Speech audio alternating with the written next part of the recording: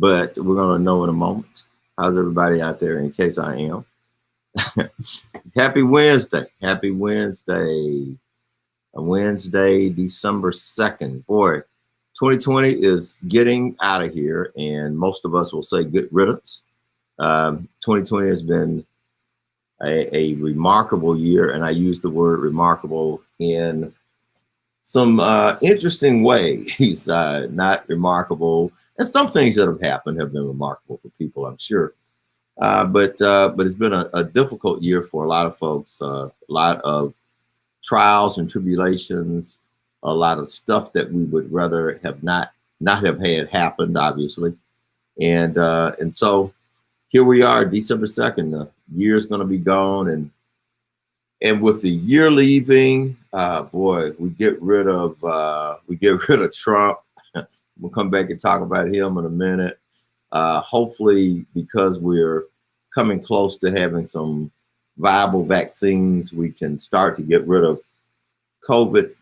But even as I say we're getting rid of COVID, I want to make sure that all of us realize that it has not gone anywhere yet.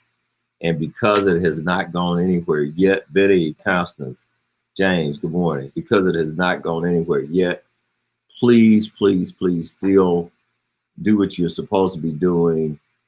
And those things are very simple. Wear a mask, socially distance. Kim, good morning. Wear a mask, socially distance, good evening. I'm still used to that morning. Use good hand hygiene and just be smart. Don't you be a spreader. And by all means, don't put yourself in a position to catch it if you don't have to. A lot of folks are catching it, because they can't help it. They're working and they're doing a lot.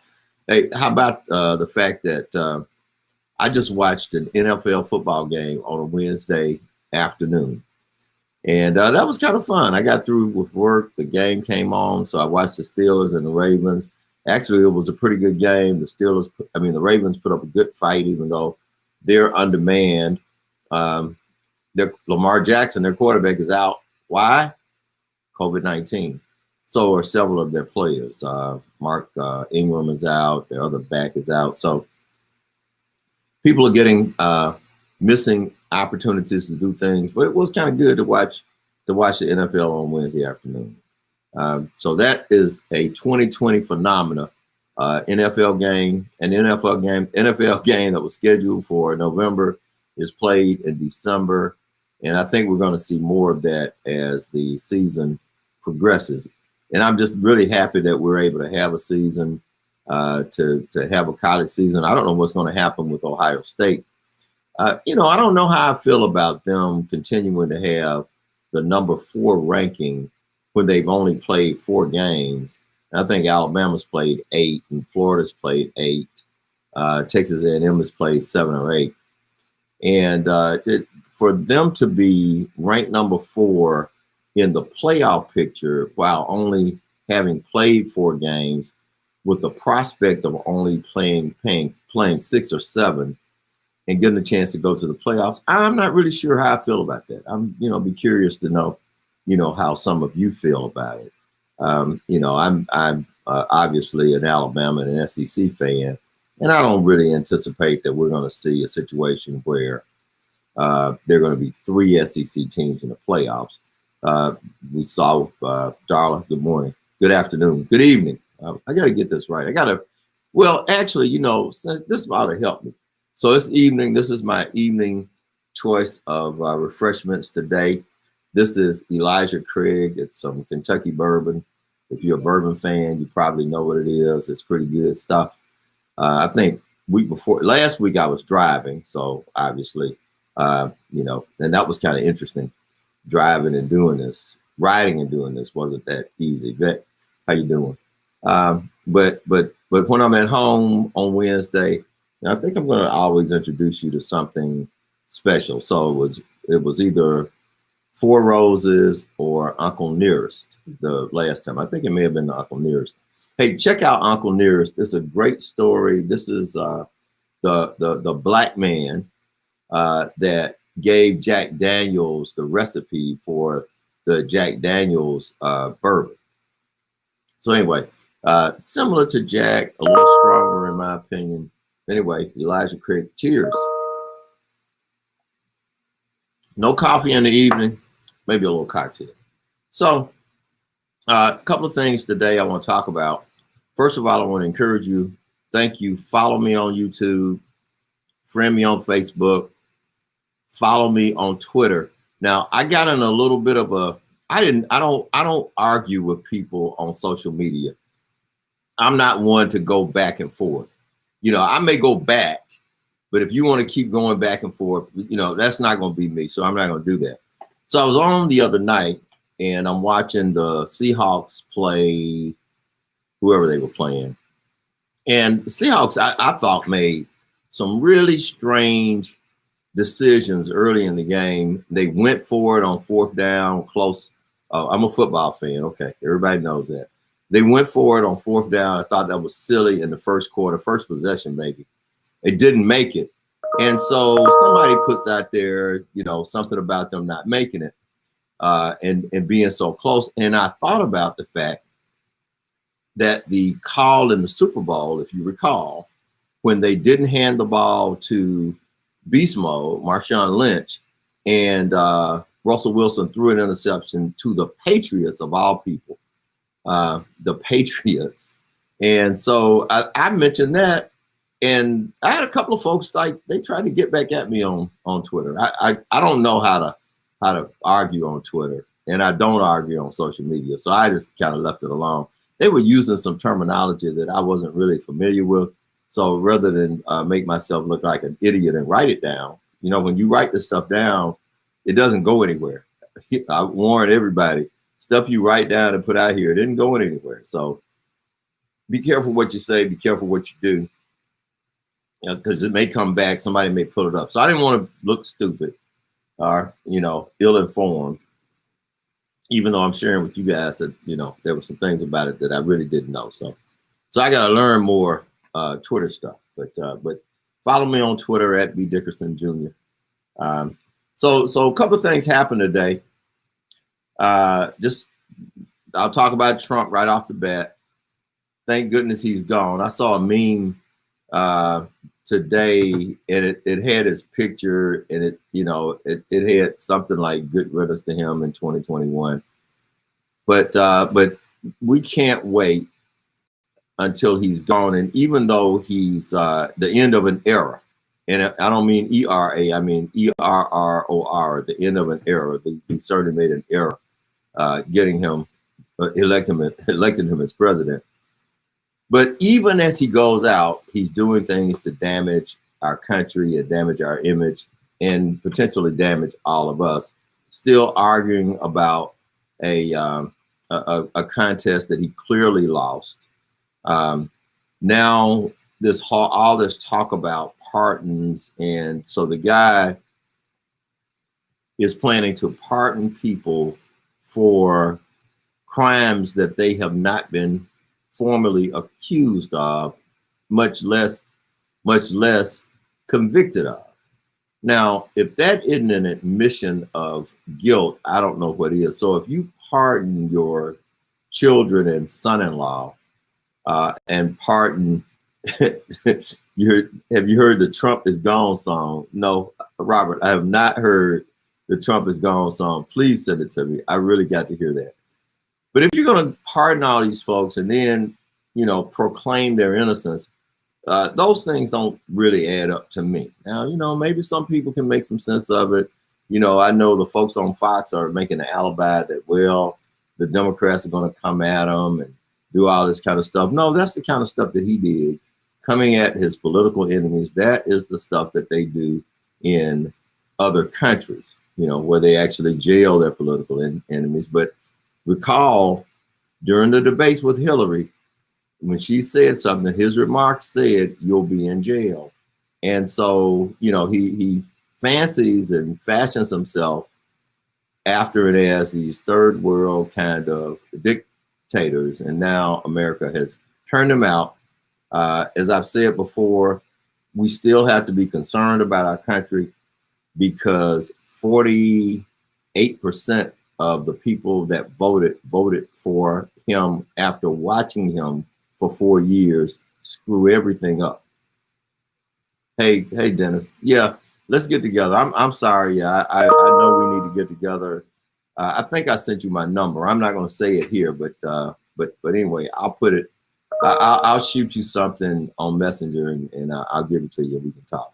So you watched him for 4 years and you still voted for him, and folks are still out here saying that this, stop the steal and all that kind of stuff. This is utterly ridiculous.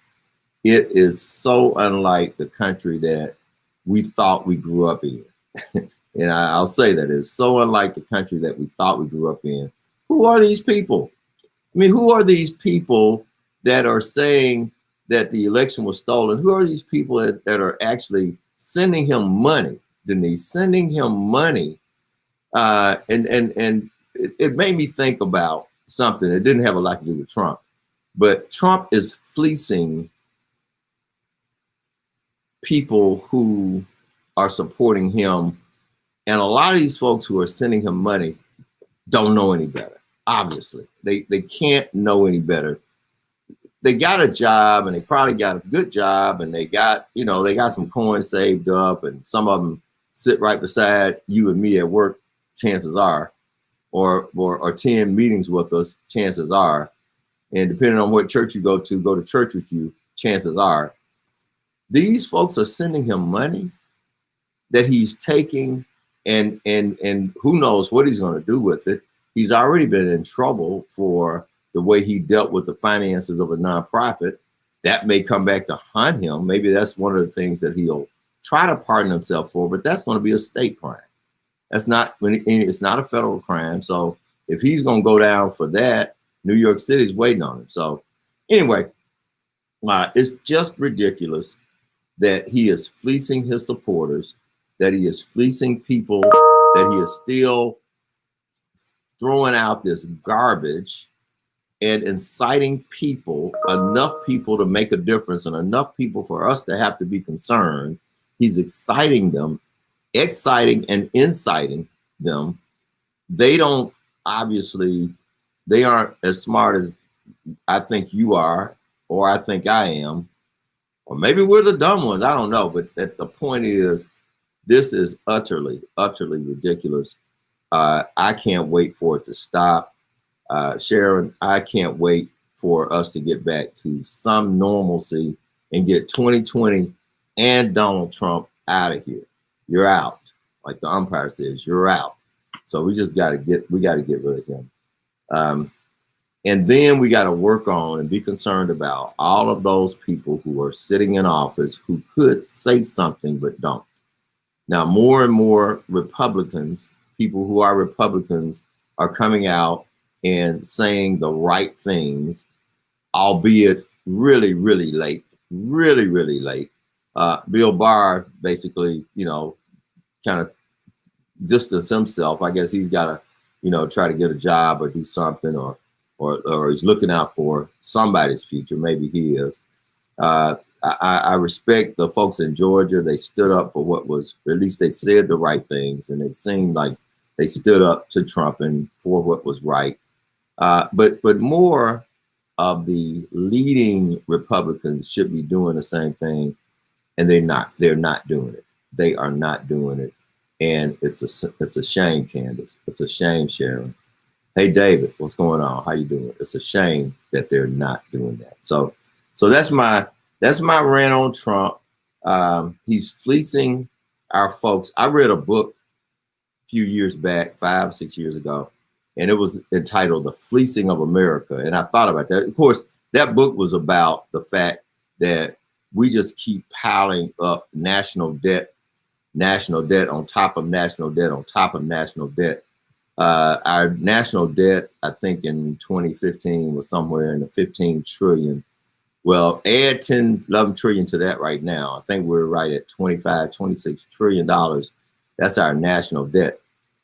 And the point of this book was that this debt is going to be paid by our grandchildren, our children maybe, but more than likely our grandchildren. And what we're doing with our government is we're not solving problems, we're subsidizing them.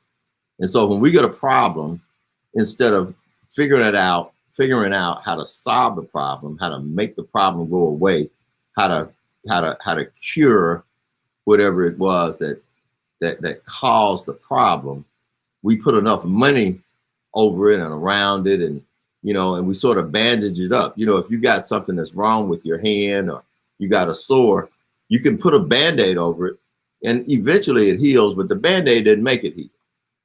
So, the Band-Aid maybe protected it and kept it from getting hit, but the Band-Aid didn't make it heal.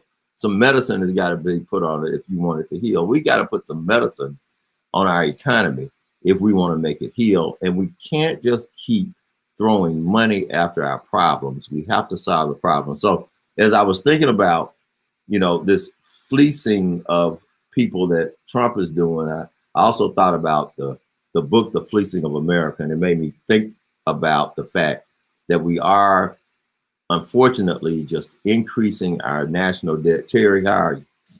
Yep, they are afraid of crossing him. You're right. And they're scared of this guy. Hi, Mylene. How you doing?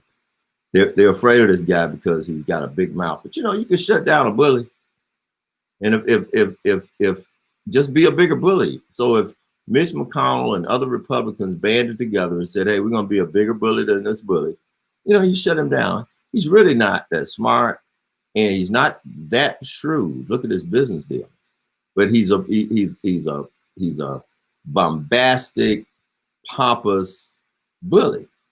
You know how to deal with a bully. You punch him in the mouth. Somebody should punch him in the mouth. Anyway, so much for that. So he's going to pardon his kids and pardon Giuliani, who has proved to be an idiot. I think something has gone off the rails with him upstairs too. It just seems that way. But anyway, so here's what happened today that really kind of ticked me off first thing this morning. The SBA, the Small Business Administration, and I work with the SBA. I make SBA loans. I'm good with the SBA. I'm good with them. I'm good with them, except for this. And this really wasn't the SBA's problem, but they cloaked for the banks with this Paycheck Protection Loan Program. So newspapers and news organizations basically had to sue the SBA to force them to release the details of the Paycheck Protection Program so you and I could see who got what. And so it's out there to see. There was a link in most of the business journals and most of the publications this morning. You can go through it and you can actually see the name of the bank, the name of the company, the amount of the loan. Just let me bag up. The Paycheck Protection Program was set up to help small businesses. And there are some wide and there are a lot of varieties and a lot of definitions of small businesses. A 500 employee company, could be considered a small business, just like a 5-employee company.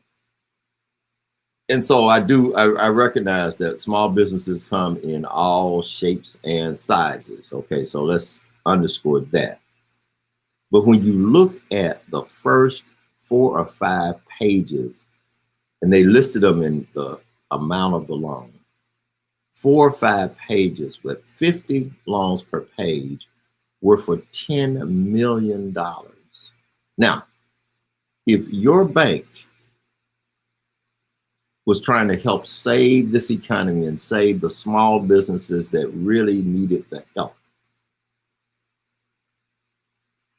if they were trying to save the kinds of small businesses that are closing right now and really needed the help, the ones that didn't have strong banking relationships, that didn't have, maybe even the credit to be able to go in and borrow money like some of these larger, quote unquote, small businesses were able to do.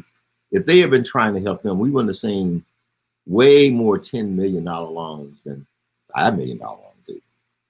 And so when you are borrowing that kind of money from a government program, something has got to be wrong. And then we know that it took to the second round when public pressure was on and when businesses were complaining that they figured out, well, maybe we need to let some other kinds of organizations make these loans. Community development financial organizations, minority owned banks got some. But it was just, it ticked me off first thing this morning. And fortunately, I've been on a couple of calls with some folks from the financial community today. So I was able to express my being ticked off. I'm glad I kept my being ticked off for a while. I didn't have any of my Elijah Craig at that time, but but that was not the intent and the spirit of the program. And so now Congress is looking at another subsidy program that may be done. It may get done during this lame duck session, or we politicize everything. We politicize everything. We would politicize the creation if we got a chance. We politicize whether the sun would rise in the east or the west if we had something to do with it. So if we could ever get the politics out of it and start thinking about the folks who are hurting because their business shut down and their employer wants them to come to work, but he can't pay them because he's shut down or he's operating at 25% and he can't get money. You know, if we think about how we help, for example, a landlord. You got him a new bottle yesterday. There you go, Robert. To help a landlord who actually doesn't qualify for SBA loans if he's just renting somewhere to a business, but the business can't pay the rent and the landlord can't pay the mortgage. So we need to have folks who can forget their party label, forget whether they're a Democrat or Republican, and not let that be so important, and actually help folks. It was really hurtful to see page after page after page of $10 million paycheck protection loans that many of these folks are going to go in and ask for forgiveness. Now, I did hear one thing that was encouraging. I couldn't confirm it today with some of the folks who I work with that work on Capitol Hill in DC, as to whether every loan for $150,000 or less is going to be forgiven. I hope that's the case, number one. And number two, as I mentioned earlier, that we're going to have an appropriation, another subsidy bill. It's not going to be as big, obviously, as Nancy Pelosi seemed to want, but it is going to be something. And maybe once we get the new administration in, we can continue to do things to help our small business community. We've got a long way to go.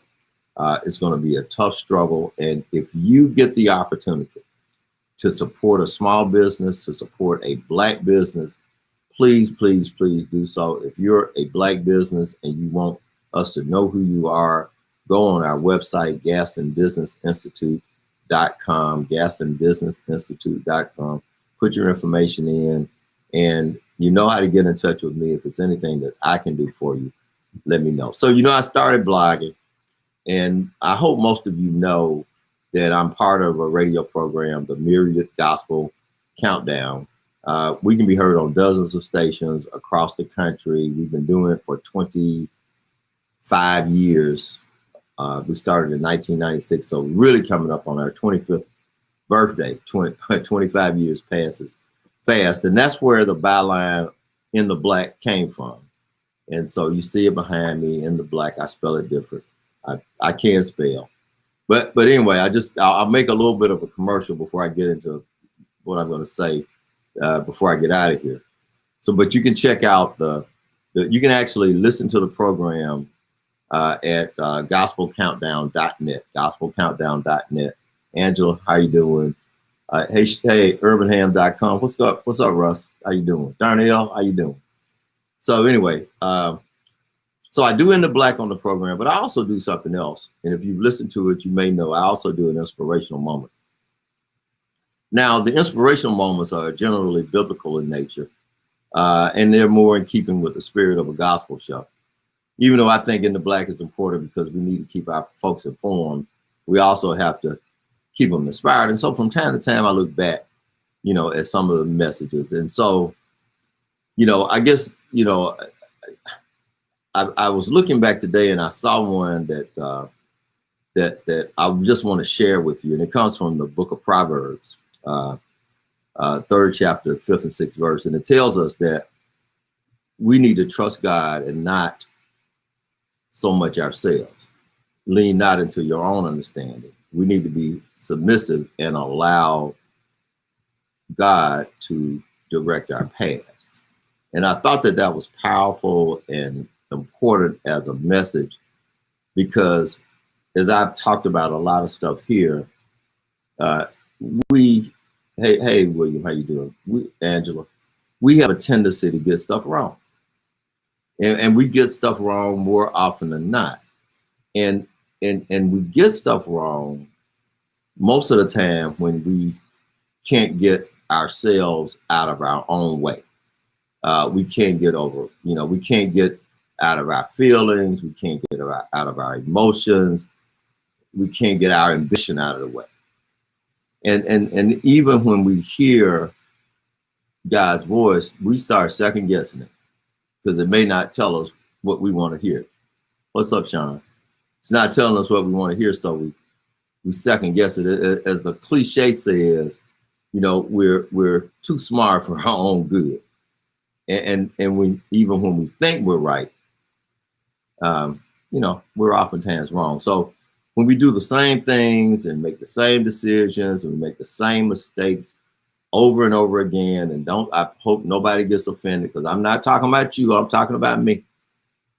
But as my mama would say, if the shoe fits, if the shoe fits, then you can wear it. And so as we head toward 2021, headed toward the new year, it's a time when we look back on, our activities over the past year, and then we start to project, we start to make what we call these resolutions. And so I just want to let you know that my resolution was to trust God more, to lean on him more, to acknowledge him more. And I'm assured that if I do that, that my path will be straight. So if I'm giving that advice to myself, I also want to share the same advice with you. I hope you have a great evening. Have a great rest of your week. This is Bob Dickerson. See you next week with In the Black.